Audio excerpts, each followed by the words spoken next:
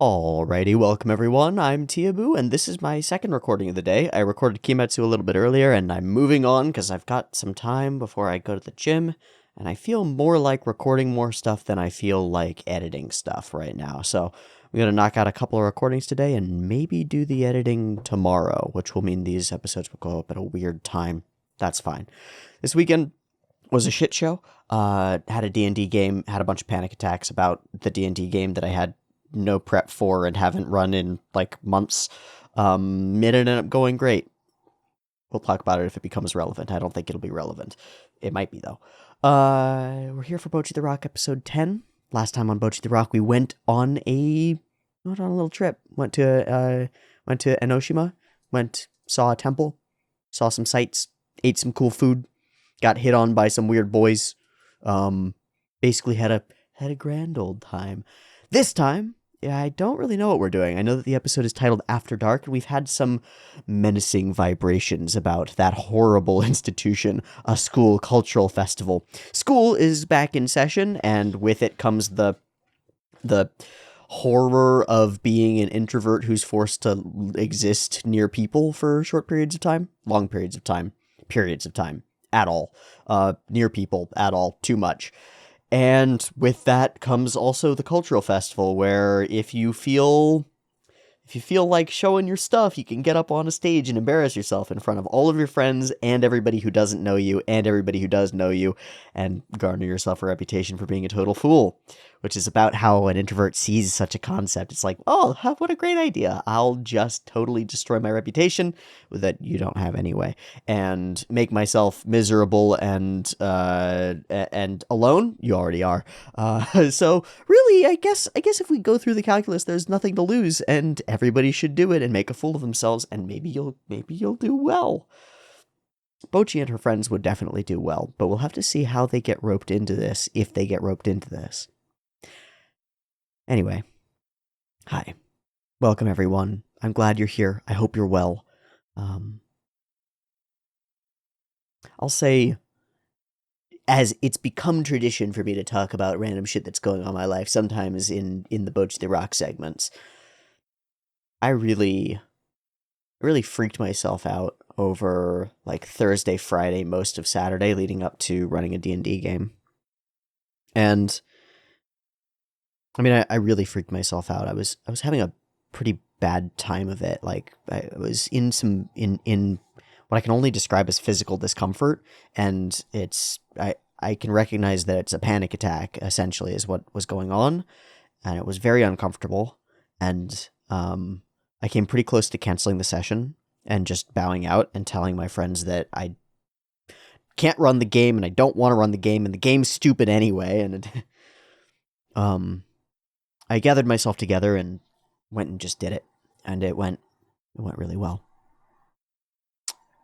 So I guess what I want to impart or put into words or state is that it's possible to see an event or a thing as something that it's not, completely as something that it's not, and to see like an event in this case, but it's an event tied to a responsibility, the responsibility of preparing, and it's a responsibility tied to reputation and relationships and personal relationships with my friends, and it's tied to the social fabric of our group and the actual friendships that we have, and it's weirdly easy, at least for me, to let all of that pile up and feel like a monstrous weight that cannot be lifted or carried. Like a wall or a monster or a dragon or an enemy. A thing that will devour you, an open maw that's waiting for you, toothy and all. I don't know why my brain did that to me. I don't know why I did that to myself. But it can be easy to let everything slip away from you, and it's important to try to have a little bit of faith in yourself and those around you. And that's what I've come out of this weekend with was, first of all, they're my friends for a reason. And it's because they're people and they're good people. And I like being around them, actually. And it's not like, I had convinced myself that it's like a dangerous and, almost a conflict. And it wasn't. It just wasn't what it was. They're my friends, and I actually like being around them, and I'm capable, and I'm actually pretty good at this dungeon mastering thing.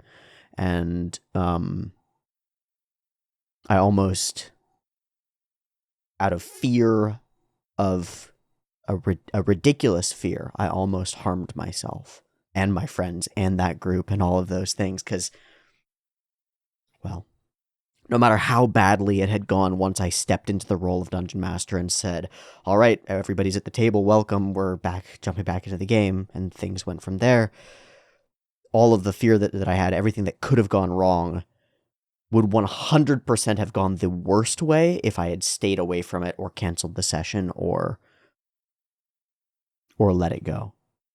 Would have had no chance to fix it, and I'd still be in the midst of that panic because nothing would have been resolved right now.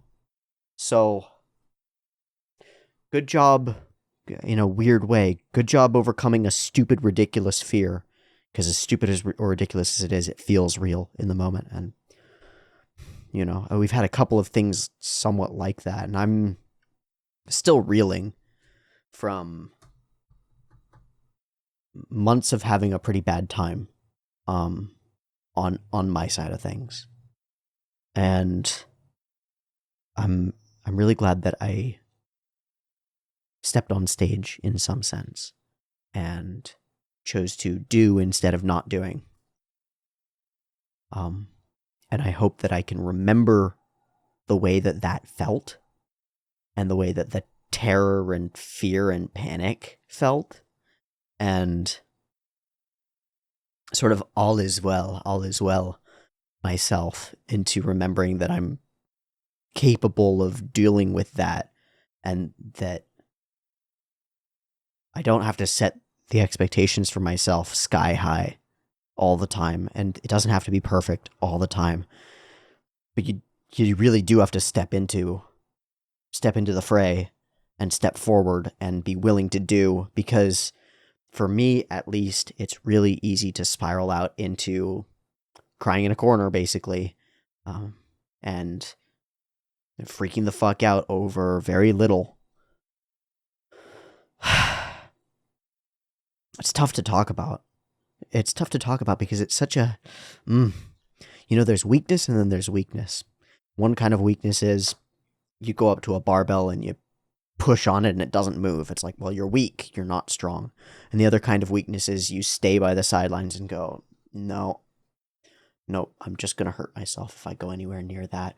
Nope, people will think I'm a fool and I'm going to fuck it up and everyone will laugh.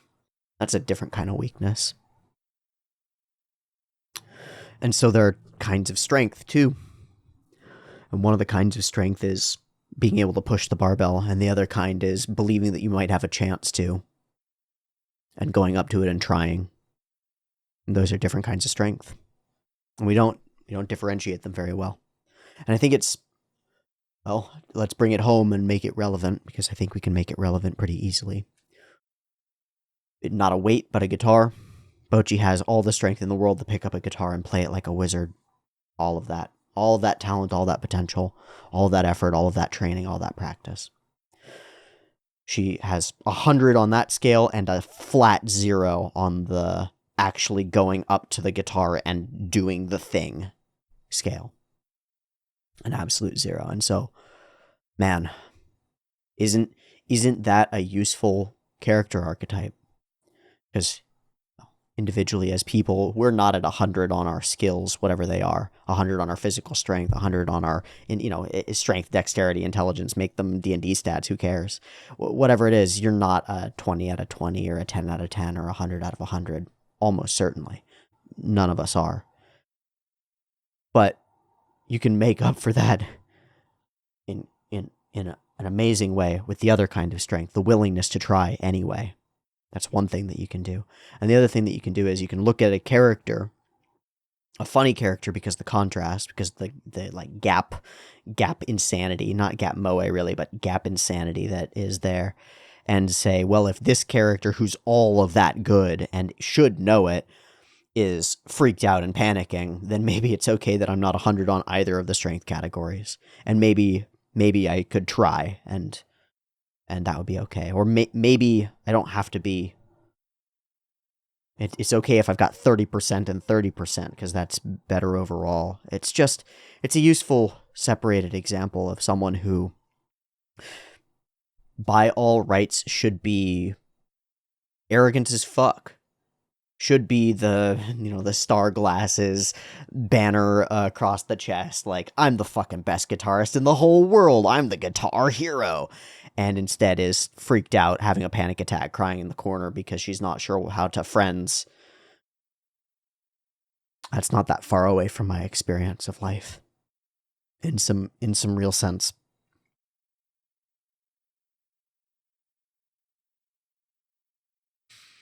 So I appreciate its existence as a show.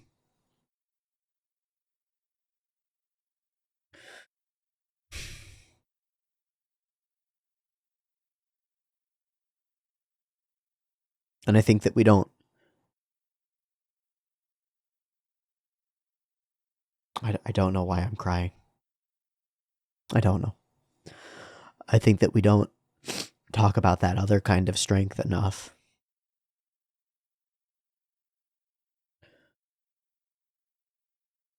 But of the two kinds of strength that I've sort of delineated out, the one being the actual capacity to do the thing, and the other being the willingness to do the thing, one of those is partly intrinsic. It just is. You either can lift the weight or you can't.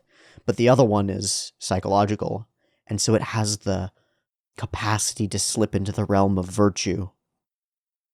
And I think that it is a virtue to have the courageous strength to step forward willingly into the potential failures of your existence.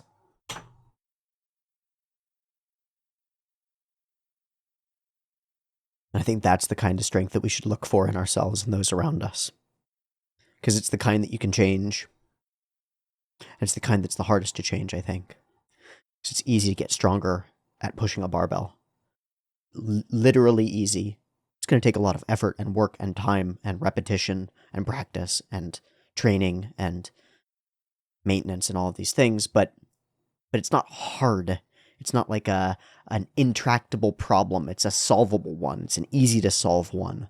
You do the thing repeatedly and you will get stronger. It's the biology of it. It's the physics of it. It's the nature of the thing.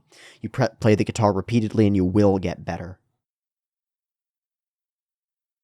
That's not like the decision point of turning on a live stream and playing, or getting up onto a stage and playing, or turning on a camera and speaking. Whatever it is, or getting up in front of your squad of D&D friends who haven't met in months and continuing, going forward, moving forward.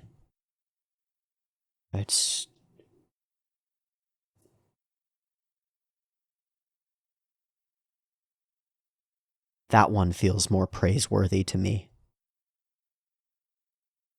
than the sort of strength built of repetition or practice, or the real capacity to do the thing is laudable, certainly, but the willingness to try to do it, that's the difference maker, I think. That's the difference maker, I think. And so this journey that Bocchi goes on, she gets from about 0 on that scale to maybe like 1. That's a big jump. That's a big jump.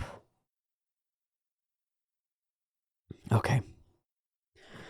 Plot lost. Totally. That's okay. I didn't expect that to go that way. But that's fine. In fact, that's good. I'm deeply grateful that I have an audience that's willing to listen, even when I'm out of my fucking mind. So thank you. Because sometimes I'm out of my fucking mind. I don't think I'm out of my mind right now. I think I'm pretty clear. And it's pretty clear to me, here comes the silly segue, and it's pretty clear to me that we need to watch some Bocchi today. Nailed it. Bocchi the Rock, episode 10. Thanks for joining me. Let's watch some anime. Beep beep timer.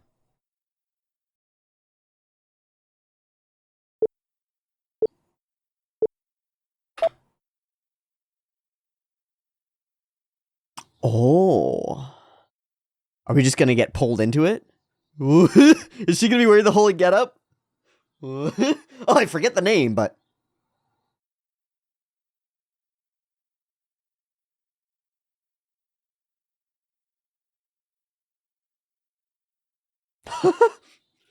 You're a living national treasure! Goto! Goto! Goto! Keshoku Bando shirt. There we go. Haunted house then. That was very cute and tiny. Just the little...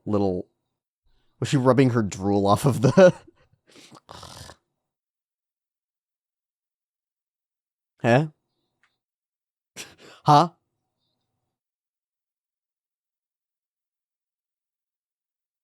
Yeah, no tracksuits, dude.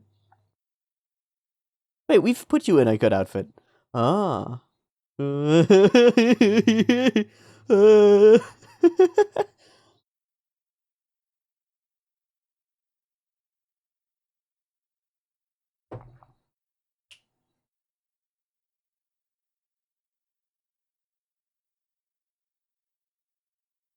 Performances. And I don't want to do it now. It sounds terrifying. Yeah, right. And there it is. Are you feeling the vibe, Arina? The ear gets big.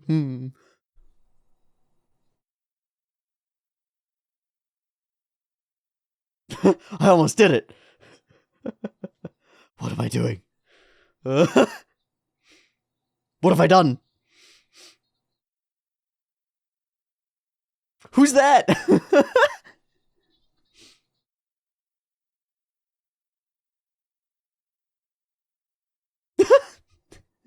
You bashed that part of your brain out? Yes, good.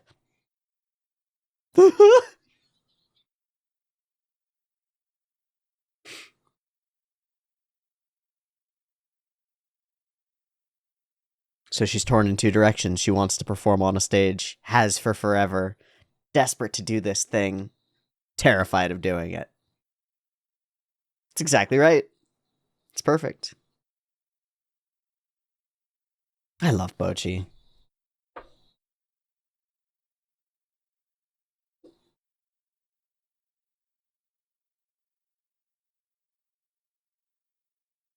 Why is it that doing it at school on a school performance stage scares me as an idea more than doing it on like a live show stage in a real, a real live house? That should be so much more professional and terrifying. Maybe it's because you have to see the people at school again? I don't know.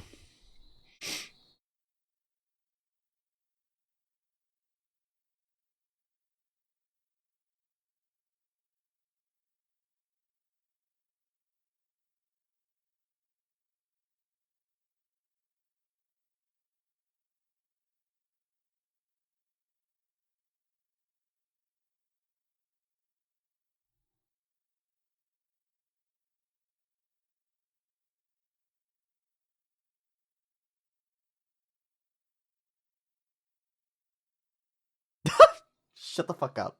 Shut the fuck up. Stop it. You can't just slide that reference in everywhere. I saw it in a freaking treasure hunt show too.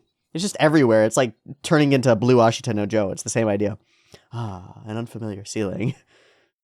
Just Evangelion. All right. Dong ting.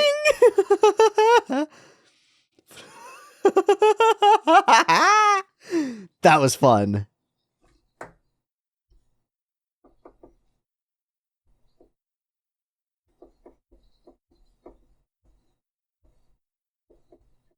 Yeah, now she's gonna be suspicious.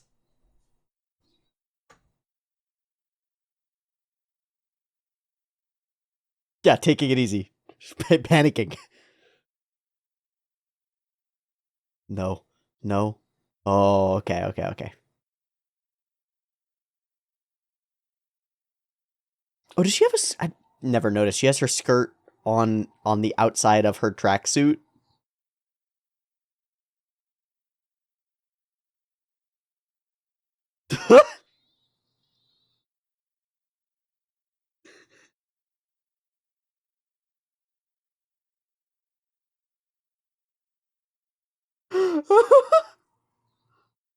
I loved that. It is a classic trope.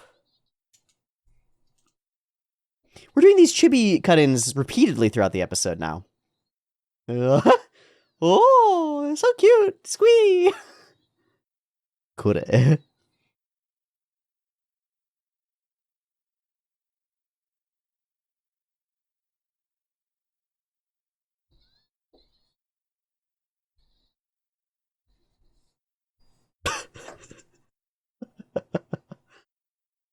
Uh, will we do the classic, like, that ends up getting found by somebody, or will she actually have to step into it? What? I know my place. Ew.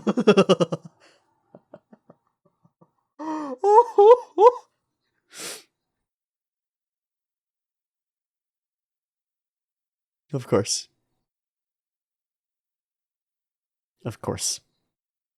Could never drag myself out of bed in the morning. What? Weird. God damn it. They've revealed the...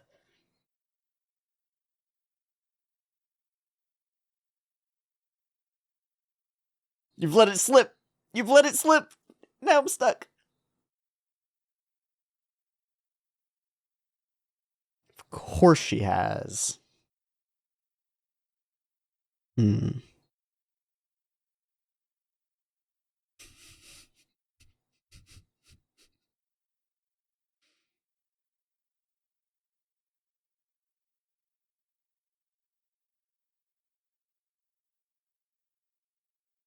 Hmm? Bunch of reasons to do it. Singing a song with extremely depressing lyrics.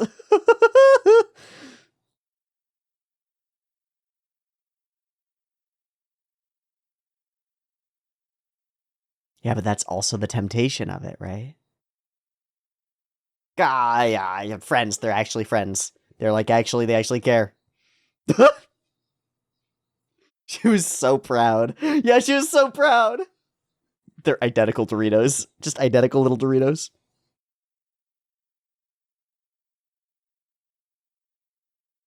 Mm-hmm.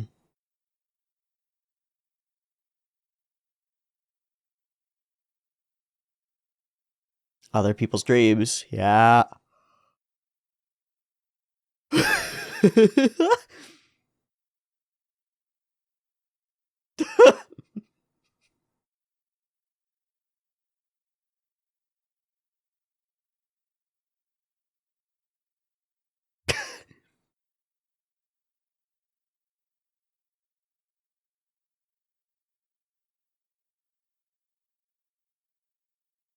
Mmm.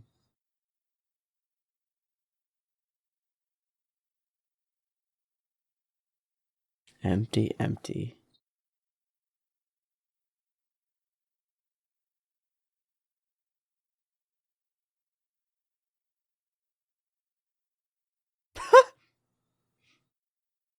Little has become a little earring instead of the hairpin. That's cute. The character element morphs as the character develops. Uh-oh. The shiny one.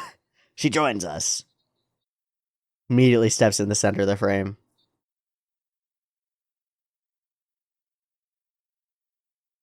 Ah, ah.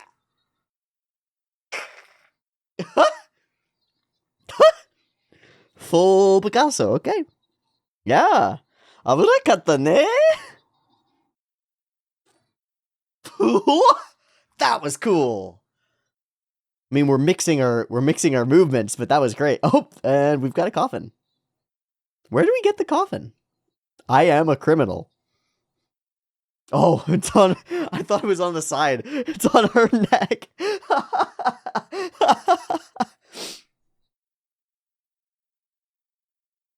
I have murdered the Bocchi.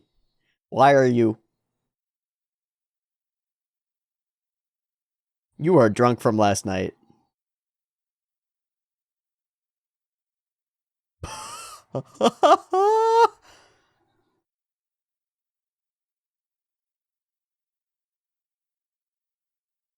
She's laying down inside a coffin. She's fine. She'll be fine.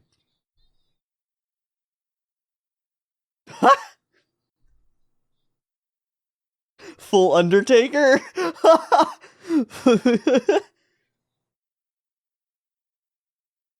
That's reasonable. What are you gonna say? Hit us with the wisdom.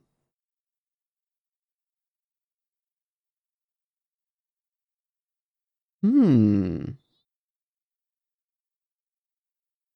Alright. Yeah, okay. No, good.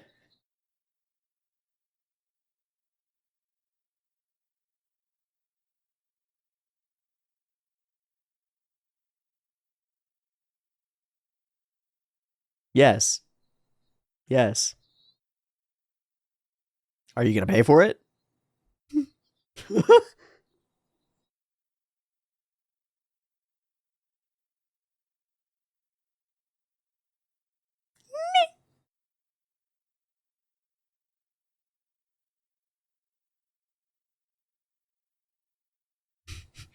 Taste.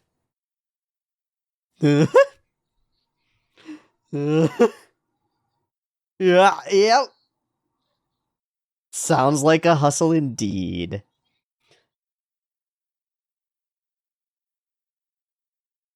And for the drinks.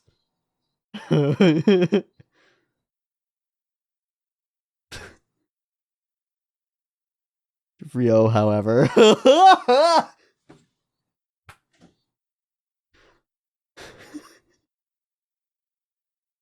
Thank you.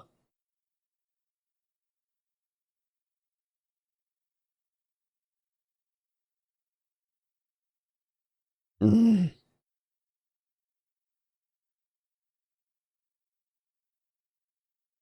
Yeah, just keeping you on the level, huh?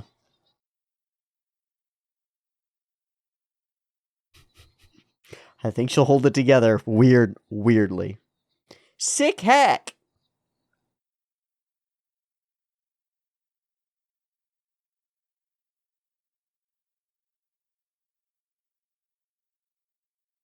Mm-mm.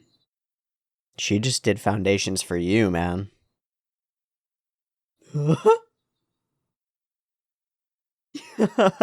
Okay. This must be another real place.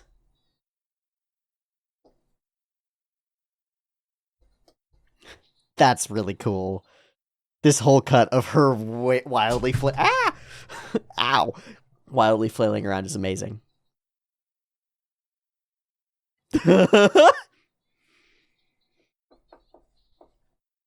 Too stylish. Too stylish, too serious, too glary. Gin-chan. Mr. Silver. Oh,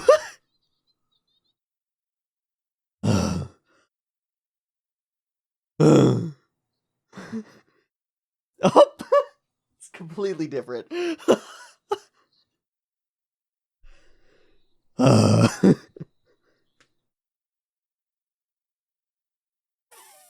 That's Gatmoe. A nice old guy with the heart of a pure maiden. The Zabando?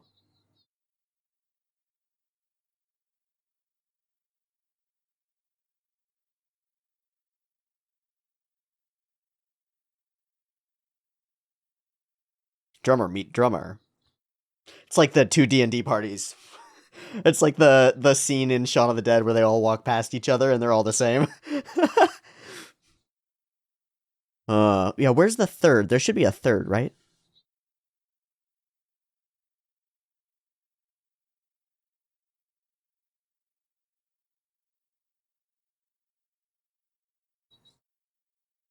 There you go. Okay. Fa- Fair enough. It's a weird balance. We'll take it. We'll take it. Little bits, little bits.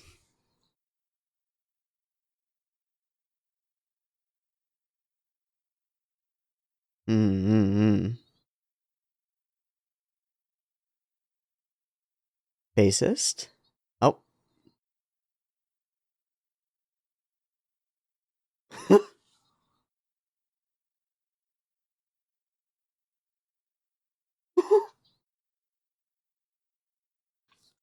Right on.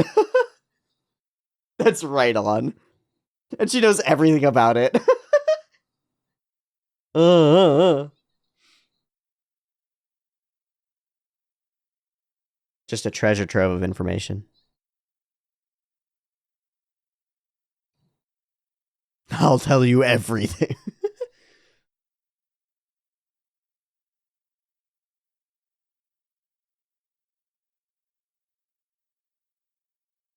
There was a pun there.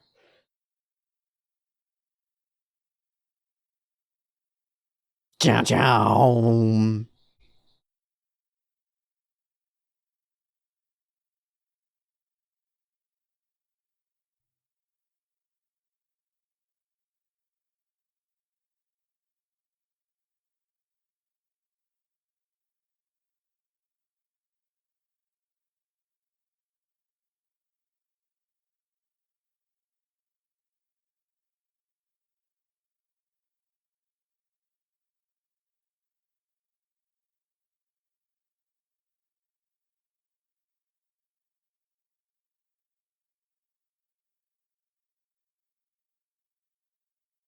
Wow.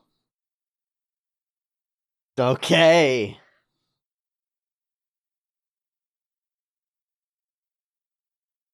That's right.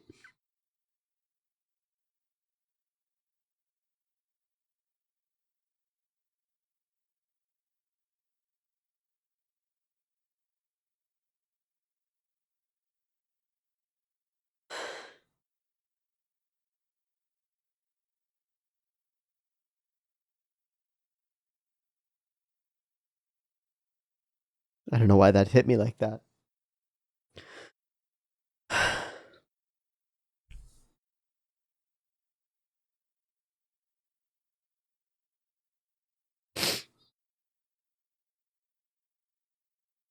Hmm.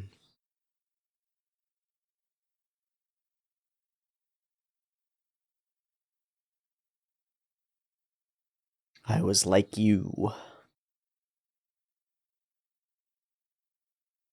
Hmm.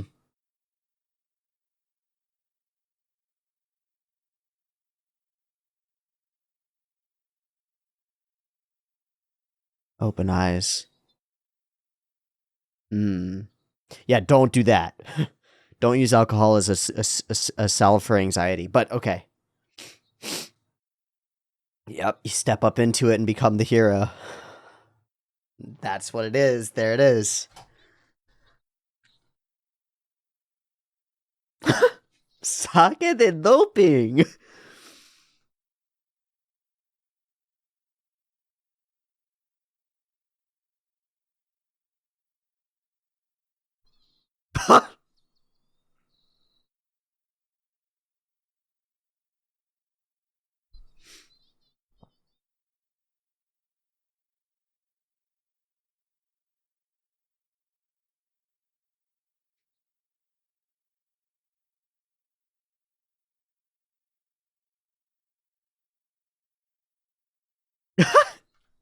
That's what's going on. She's just starving. No, no. No stealing fries. No. Three B's to avoid in a boyfriend are basest, basest, basest. Okay.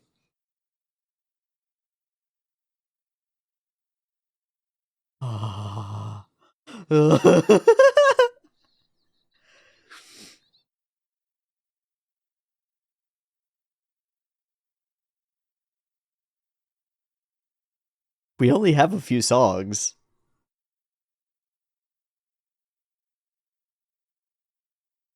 Hey. Hey. Oh? That's great.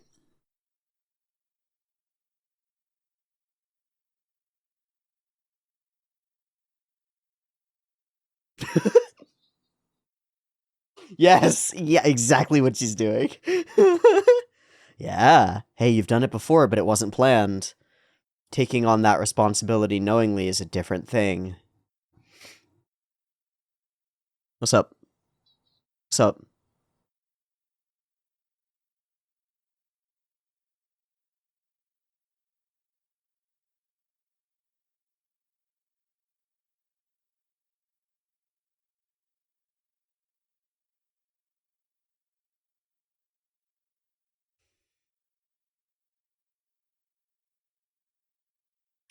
Fascinating from Kita.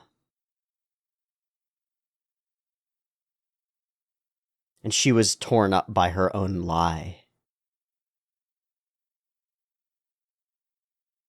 Not the expected reaction at all.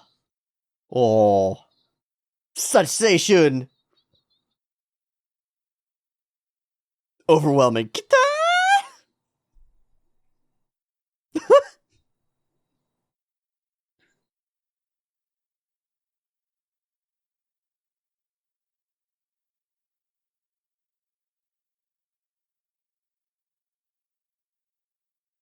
Looks up to you.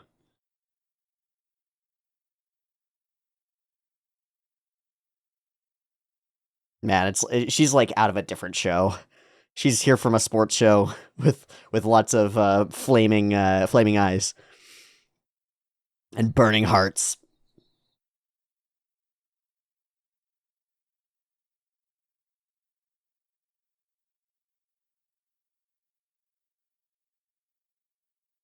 Nah. All right, there we go. That was fucking crispy. That was fucking crispy. From the fun flat chibi style characters in the beginning to the the come away with me music sequence.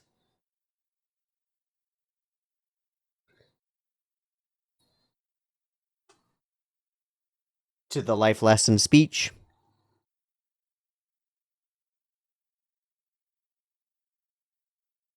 Top to bottom, that was an excellent episode with an emotional heart.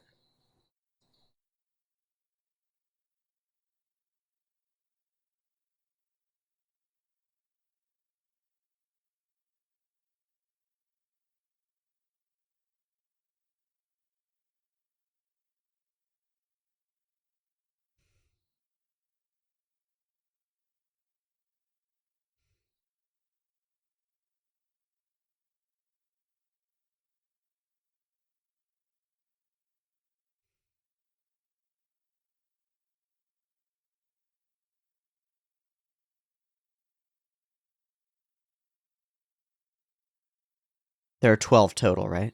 Okay. So 11 will be the festival itself, and 12 will be a wrap.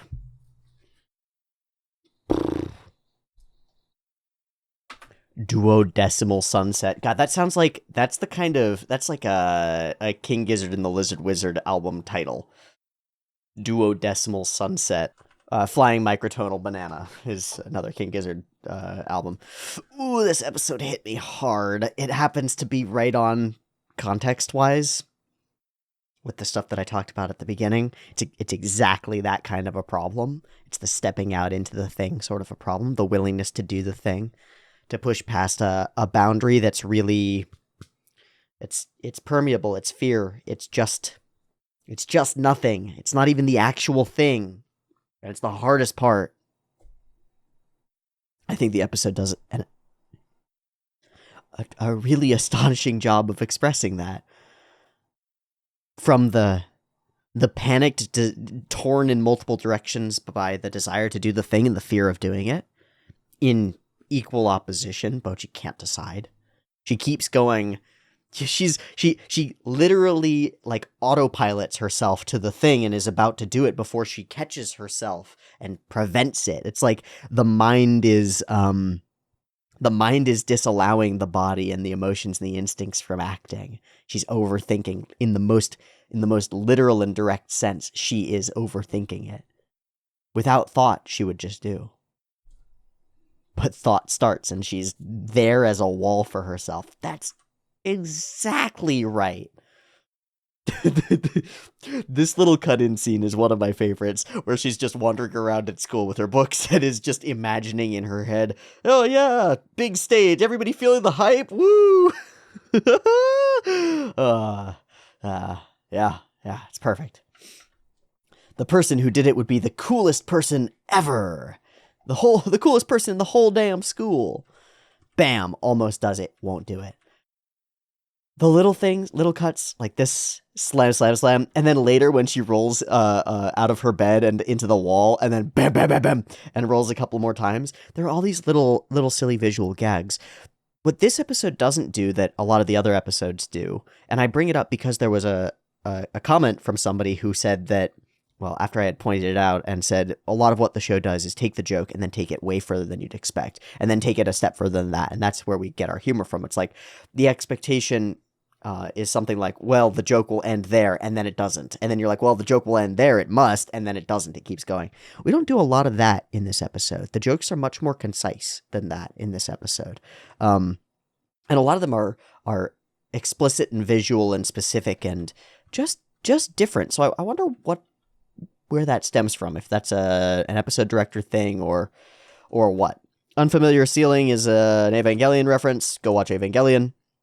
Kita's presence is amazing, and this scene I find extremely funny for a reason that I'm going to have a really hard time actually explaining or talking about. It's something about the way that Bocchi has this flat idea of who Kita is as a character, and I'm gonna tie this in and make this like a theory that I think this is intentional.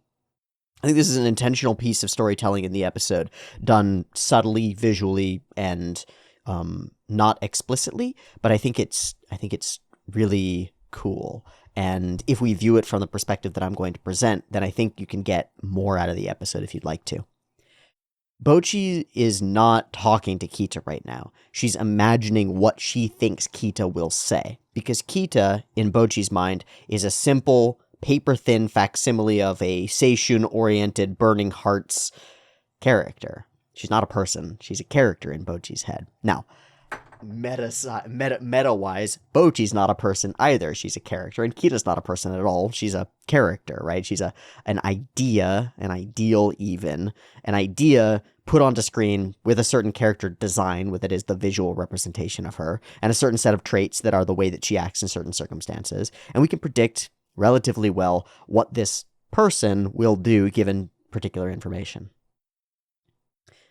Bocchi's wrong about this. We're not, because we are watching a character in a show, but Bocchi is talking to a person in her universe. Kita's not a paper-thin chibi Kita who just is Seishun and sparkling eyes. But that's all Bocchi really sees of her. So Bocchi has this idea, which is if I tell Kita about the cultural festival, she'll get really excited about it, and there will be no room for nuance. It'll either go this way or that way. It'll be paper-thin. And that's exactly wrong. It's exactly wrong because people aren't like that. So we have this goofy scene as this Kita chibi floats around and does all these silly things that don't make any sense visually. I must avoid that, right? And is looming and overwhelming and silly and sort of evokes childish animation and goofy cartoons and stuff. And so because of that imagistic representation of who Kita is, Bocchi lies to her, tells her that she's, no, please leave, don't stay with me, go, go, go. Just take it easy then. Off she goes. And she thinks that she's handled it. And so she throws the thing away. By the end of the episode, we discover that not only has Kita turned it in, but she did so with a lie in her heart, knowing that Bocchi had thrown it away intentionally, or assuming. She goes and does something against the will of Bocchi for her own benefit, for Bocchi's own benefit, Kita thinks. So there's some complicated calculus that's going on inside Kita's mind. The kind of calculus that reveals that she's not a character, not a paper-thin chibi outline of an excitable girl, but a real person who's really thinking deeply about the other people around her and herself and their position and what she's doing and how it will affect them. And she's racked by guilt over the lie that she tells, that she thinks is the right thing to do, and it is, and it turns out to be, and she's surprised that Bocchi's okay with it, but she's racked by guilt over the lie that she tells. Because she's a complicated fucking character. So you can't... Bocchi knows what will happen if she tells Kita about the cultural festival, and she's probably wrong. Because Kita is more complicated than she knows. That's a useful fucking takeaway. Because all of us do this all the time to everyone that we meet, always.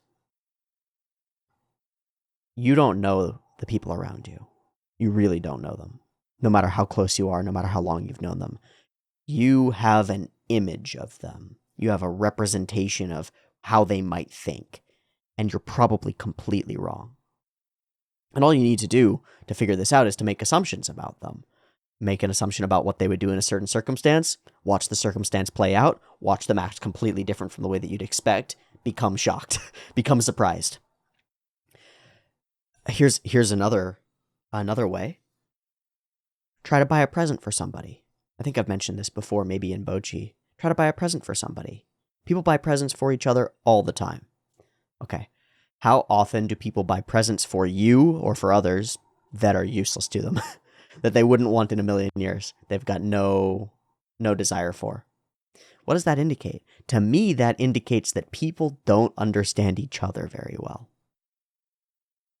I think it's fundamentally true.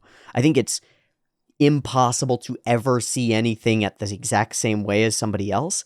Not to say that you shouldn't strive to build out the most profound and in-depth, highest resolution image of the other people that you're around as you can, and get as much detail and as much data and as much information about them as possible.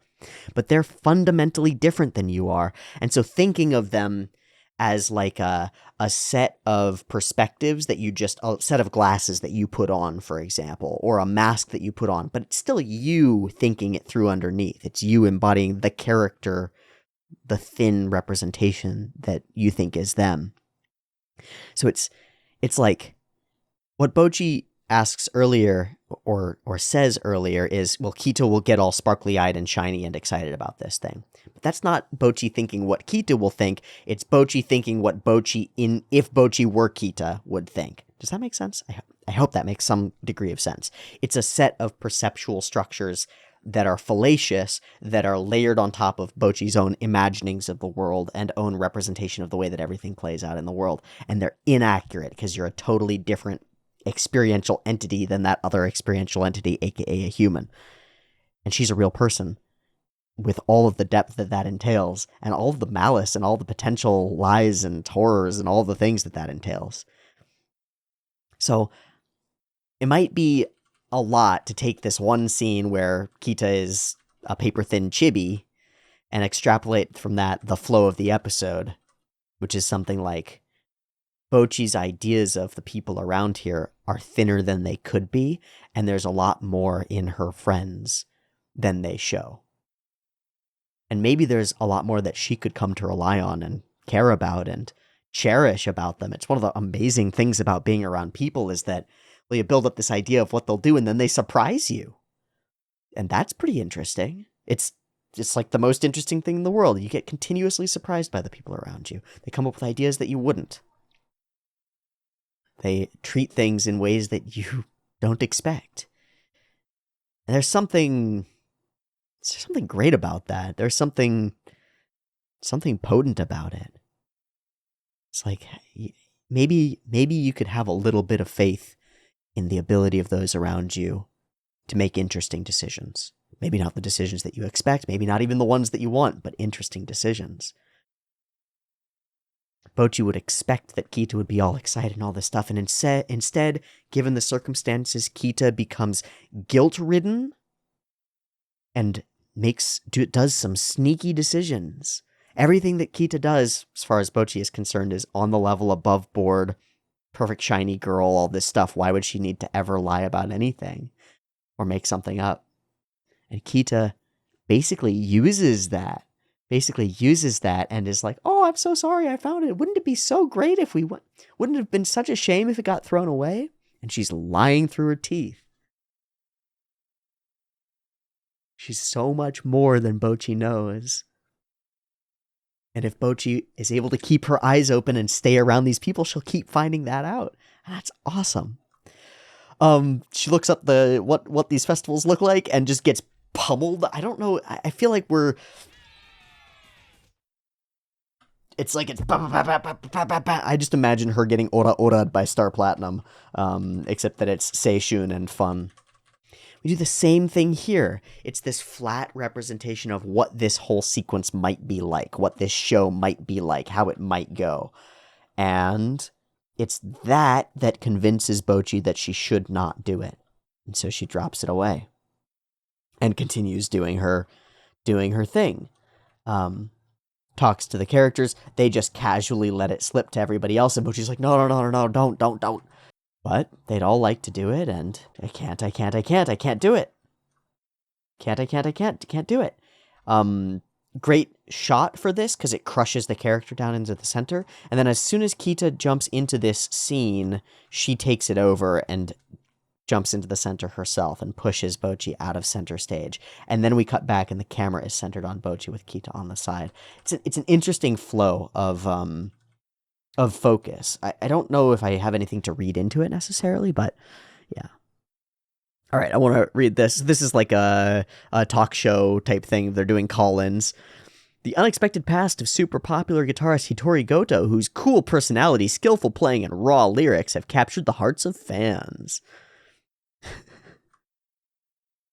Yeah, watching her own show, and this is the image that she has of herself, which again is paper thin, right? It's like jewels and gems everywhere. Her guitar has pearls all over it for no reason. It's just sort of, it's silly and goofy. She also seems to have like a PS5 in a wall. I don't know. And that's Tokyo Tower. Okay. Living the high life indeed. My favorite thing about this, by far, is the conversion of her little hair cubes into the little earrings. It's like a grown-up, matured version of the same element carried through, and I like it a lot. I don't know what it is about that I like, but I like it a lot. All right, in through becoming Picasso, very goofy.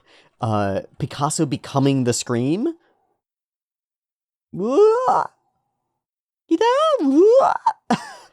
That's nuts. That's spectacular. That's very novel. All right.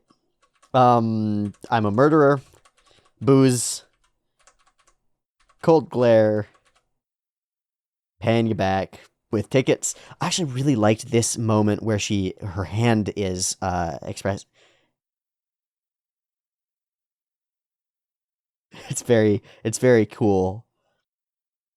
Especially because we don't usually have eyes to focus on. We get them a little bit later, and that's an indicator that she's talking seriously. But it gives her this an expressive feature. Yeah, we make all our ticket quotas. We do all this stuff. Then why don't you have any money and you keep mooching? Okay.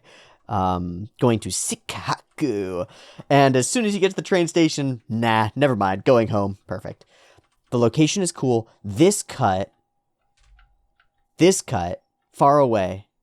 So it's quite small in terms of the scale of the character, but the fluidity and the gatunk, like the mode of motion and the silliness of it and the snapping into place. I really, really, really like this goofy cut. It reminds me of some of the cuts or some of the work in college fast-talking Tatami Galaxy. Reminds me of some of the animation style in, like, the Tatami Galaxy, where you've got these very flat characters, often in small, like, represented as small compared to the landscape that they're in, otherwise up close and very weird and very, very strange, moving a lot, and moving in a way that has character. I think that cut is great. I think that's really cool looking. I don't know why we get so freaked out by this extremely, extremely cute character. I find that character very cute. Don't know why. Great gag. And, well, something else about the people. And it's something that you'll find out if you ever are friends with any, like, serious goth folks or seriously punk-oriented folks. They're often the kindest people right underneath. But the trappings and the exterior are the earrings and tats and makeup and eyeliner and dark clothes and vampire. It's like, don't talk to me. Hi, how's it going? Whoa, totally not what you'd expect. And so they call it the complete gap between, the gap moe between how he looks and talks shorts out your brain, and it's exactly right. It's very, very weird. Like a character out of a boys' idol anime is what he sounds like to me.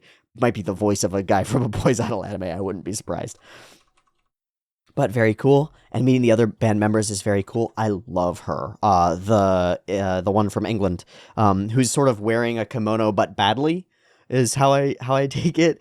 It ends up being very, very cute and flowy, and I like her whole style. And then the voice actress slips in a lot of like slight mispronunciations that indicate a second language Japanese speaker that I thought was really cool.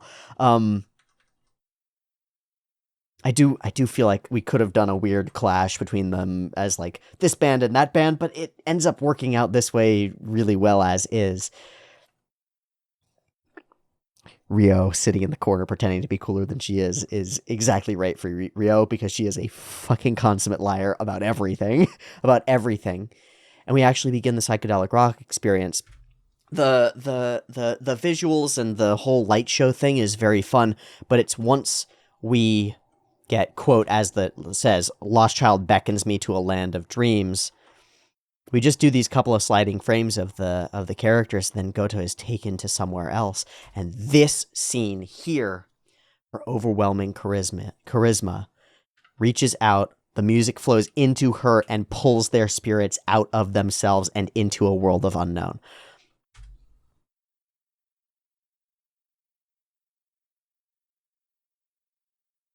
It's exactly right. It's exactly right. I think it's really cool. It got me crying. That's kind of weird. It's less weird for me than it used to be, but that's kind of weird. Why? Why did that have that emotional reaction? Why did that cause that? That's tough. You know, it's not even that. It's the line that comes after. It's when Bocchi puts it together. For the time they're standing on stage, performers are heroes.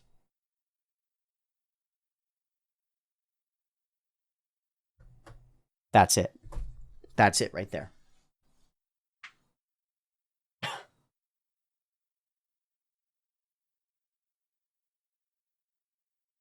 That line hits me like a dagger in the kidney.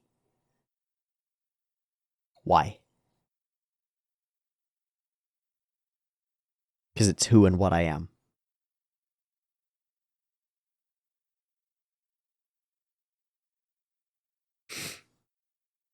How many times of the past months have I said something to the effect of, one of the powers of anime, or the powers of art in general, is the ability to reach out and pull you out of yourself, to grip you. That's represented visually by the scene where she reaches out and their spirits transcend. They go to somewhere else. They get sucked into a spiraling pattern that's unexpected. By the time they stand on stage, performers are heroes. I'm a performer. That's what this is. It's a weird form of performance, but it is. It's a weird form of expression, but it is. And then beyond that, I'm moving in many directions toward more of that. Terrifying. In many directions toward more of that. I was talking and thinking directly about that kind of thing. Because it feels like stepping out onto a stage to step out in front of my small friend group and tell them that I've got a game prepared for them that's going to take their attention for hours. And then to follow it up and carry it out and make it happen. That's performance too.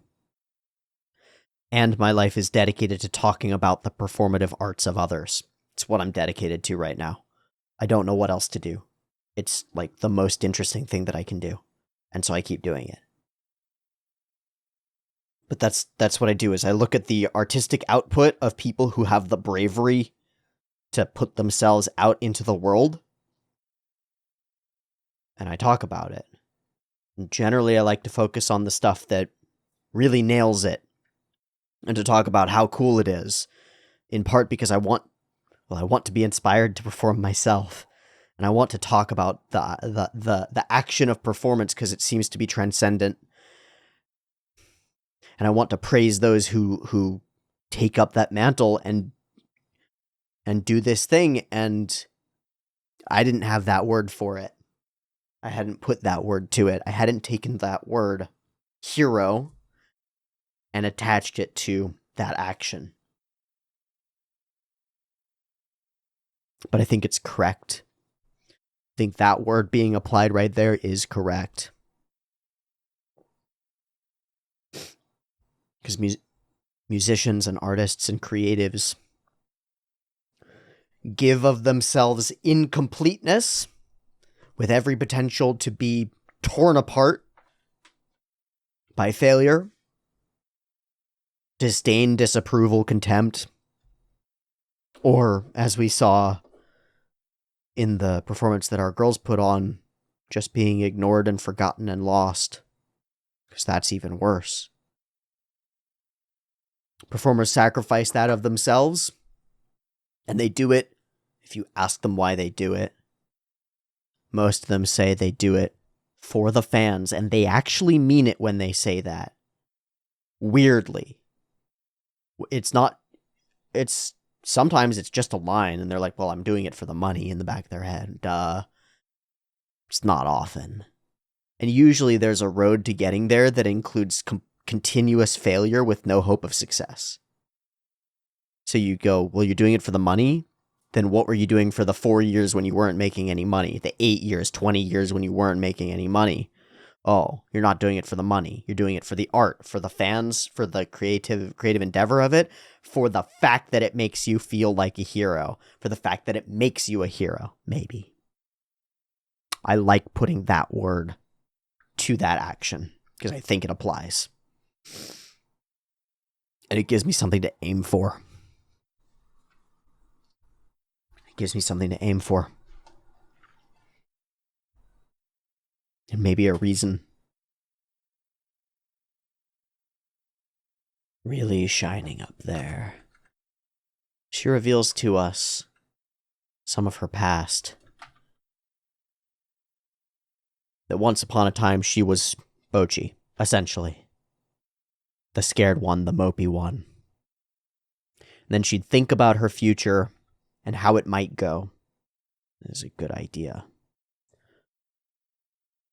And she'd think toward her own future, the path that you can see that you're on. She'd think, man, that's lame. Yeah, if you look at your future and you see someone who you would have contempt for, who you would think was lame, you got to change something. And that's what she did.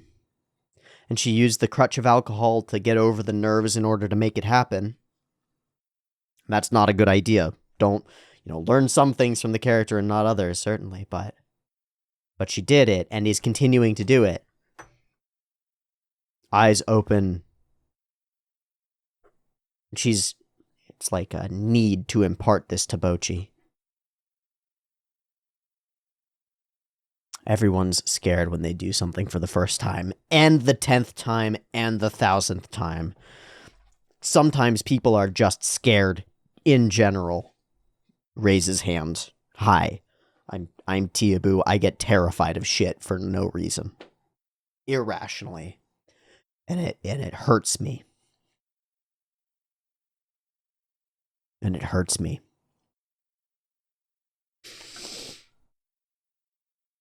But you played just fine both on the street and at Starry.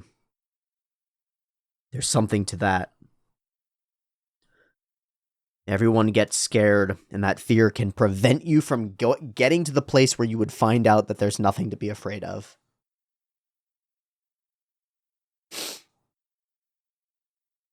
The dragon or the monster or the barbell or the D&D session or whatever it is on the other side of the hill, and you can wrap yourself up in terror over it, crawl into a little trash can and go away.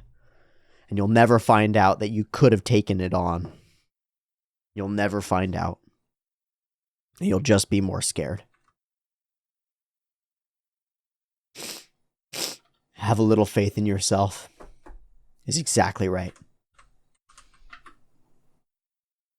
Have a little faith in yourself, exactly.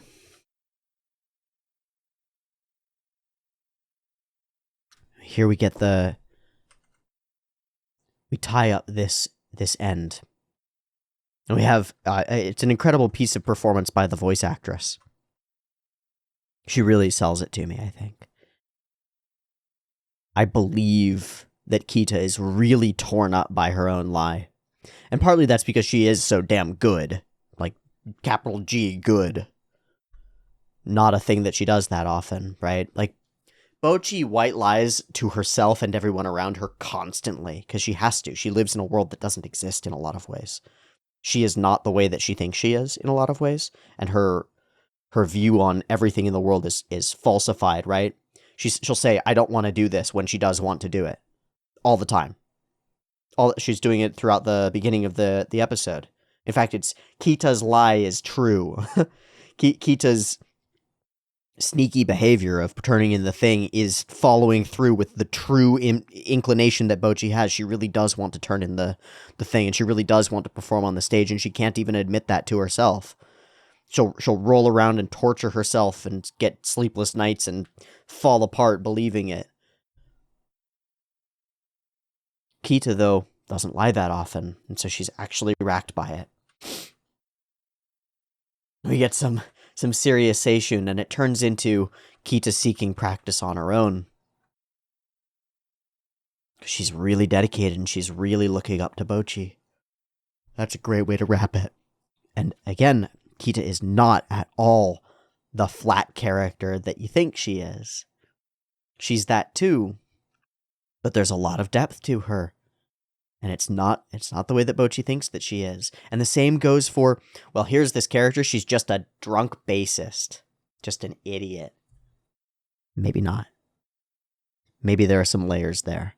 It turns out there are, and not only are they interesting and useful layers, but they're good to know, and they generate a real connection between the characters. It's like, take people as they actually are and pay attention to them, because they might have interesting things to teach you. That's cool. Heroes on stage. People aren't paper thin. Kita isn't just Kita. She's a person. And the whole environment of the show feels much more alive because of this set of interactions. What a cool episode. What a cool one. I really like this one. It's not as joking or as crazy. It's got some elements. The transformation into the scream and from Picasso is nice and goofy, and the animation of the visual pull into song sequence is cool, but what it actually speaks to, both in the power of art and creation and song and music and all of these things, and in the power of interactions and people and reality, and to the power, in a darker sense, of your fear and reluctance. That makes the episode feel chock full of good stuff to me. I like it a lot. I liked this episode a lot. I hope you did too. Thanks for watching. I'll see you next week for more Bocchi the Rock. Peace.